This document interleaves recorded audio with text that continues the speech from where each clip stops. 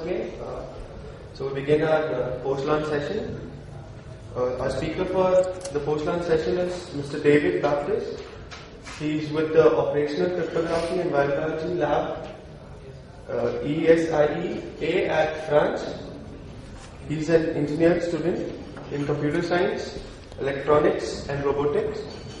Research interests are computer security, computer biology, programming and mathematics. He has been awarded Point to Kill during the challenge at IAWACS conference this year. So right now I'd like to welcome Mr. David to please take the stage. Okay, thank you to be coming this month. I will present you something how to make a trigger with the icon on your desktop. Why the icon on the desktop? Because most of the program which is launched by the user has been launched by the desktop. So let's see.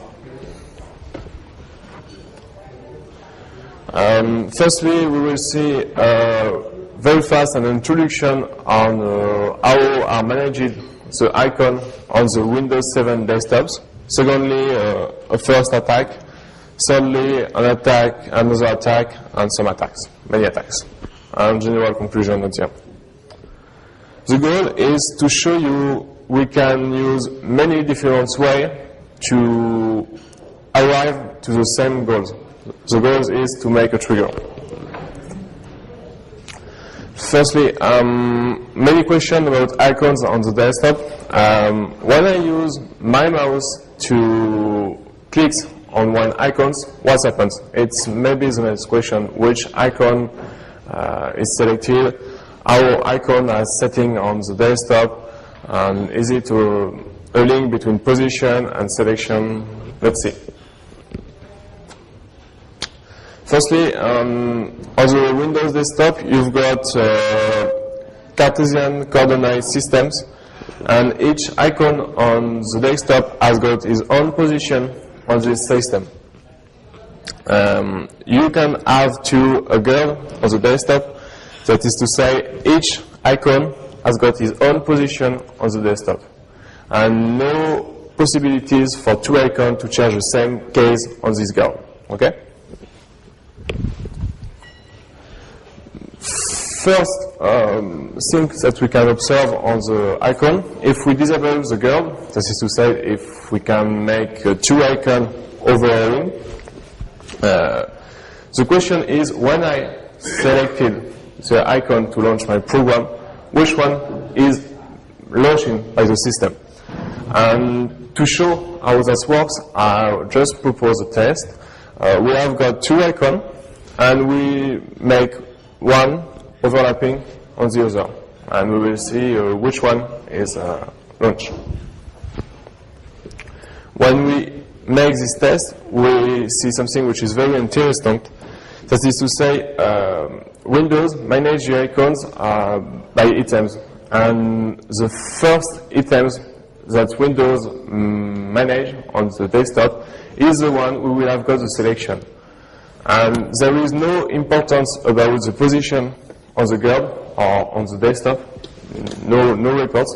And it's maybe surprising when you see that your mouse has got its own position to select the icon.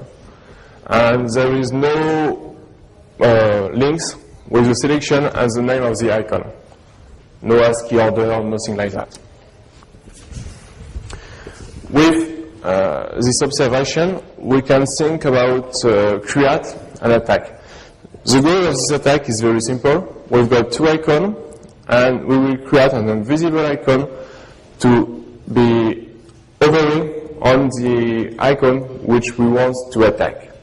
And the user, when he tries to click on his own icons, he will click first on our world icon. And that can be very interesting to make a trigger modulating in use by the user.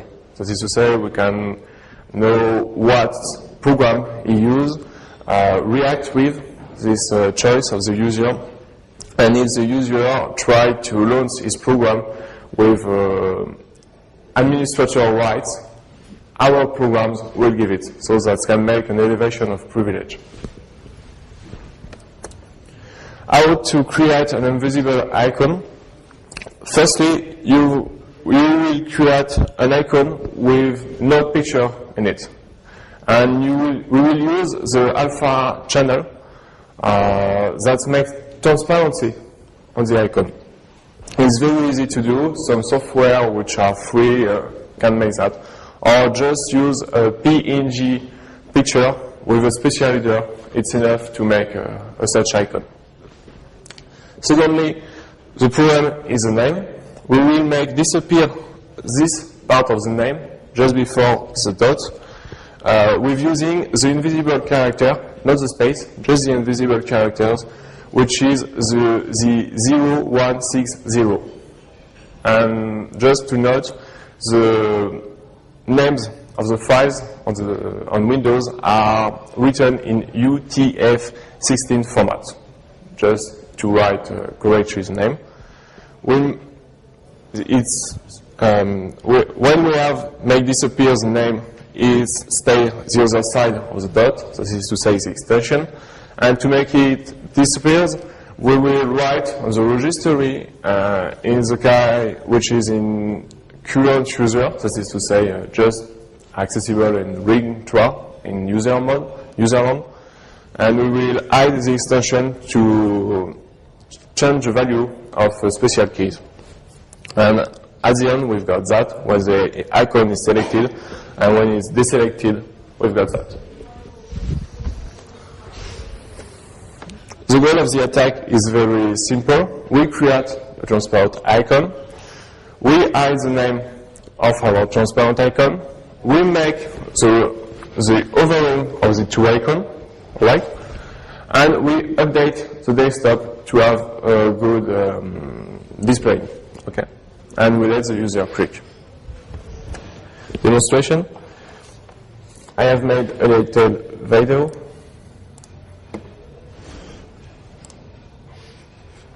Well.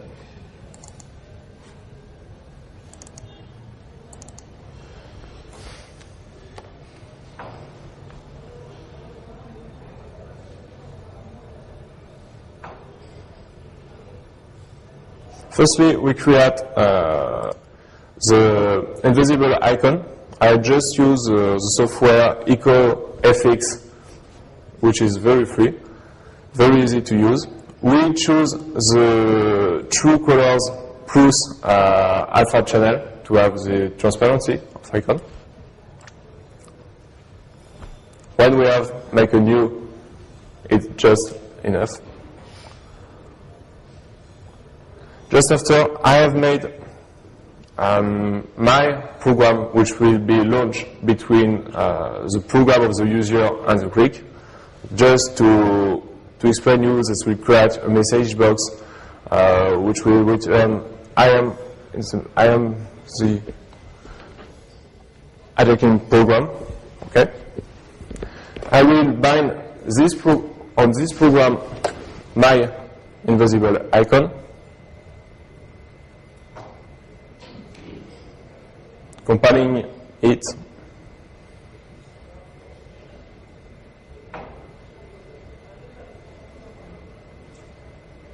take it first to put it in the desktop, and after I will take the attacked program, which is normally just is a console application which write I am on the desktop, right?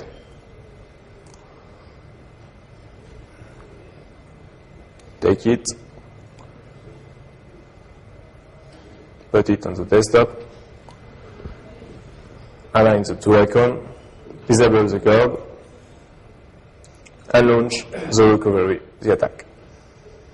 And when I click on the icon, I have got my attack which is made. Okay?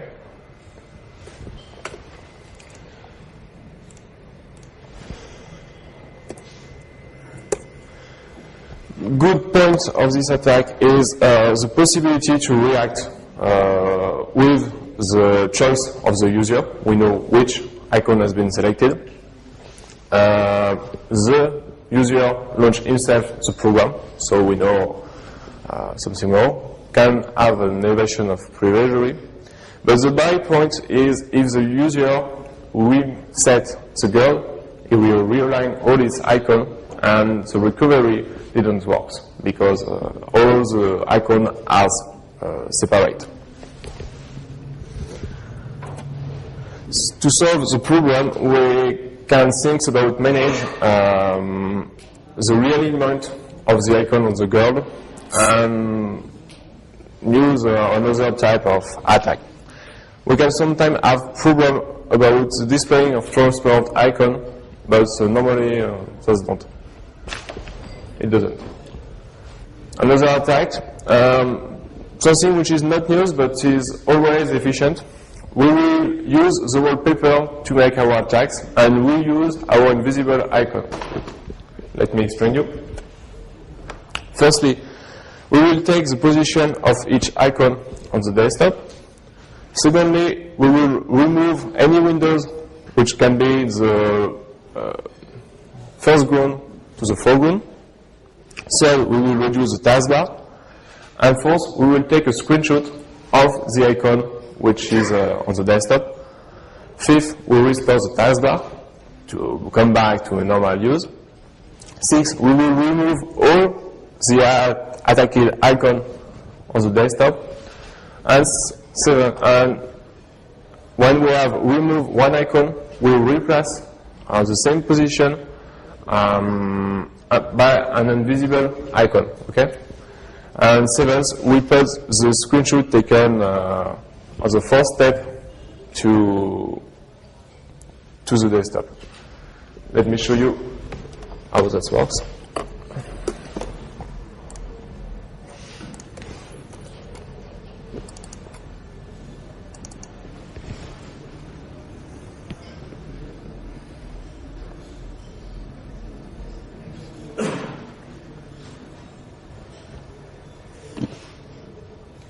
Firstly, I will create the attacked icon.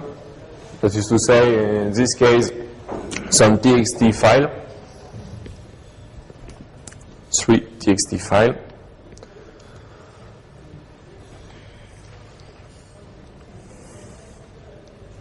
And launch the attack.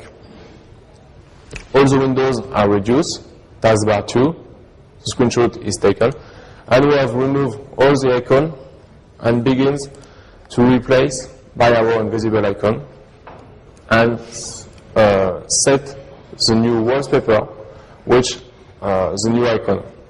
And when the user tries to click on one icon, we've got that.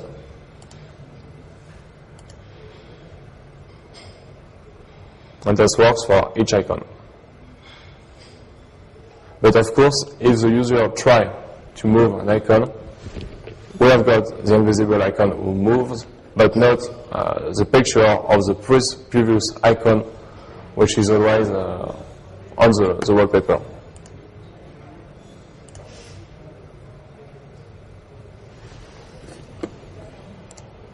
That's the main problem. The good point, it's very easy to implement this attack, just taking screenshot, remove windows, or remove icons, nothing which is very hard to do. Always the possibility to have an elevation of privilege if the user try to run our application in administrator rights. But the bad point is always if the user try to move the icon. Effectively, it will very fast understand the problem. Idea to solve the problem. One problem which has been seen, it's when you take the screenshot, you have to reduce all the windows and reduce the taskbar. And this is not very discreet for the user. So to solve the problem, we can do that when the computer starts or when the computer shuts down, or to make it very, very fast, but it's very complicated. Problem about the movement of icon. One of ideas to solve the problem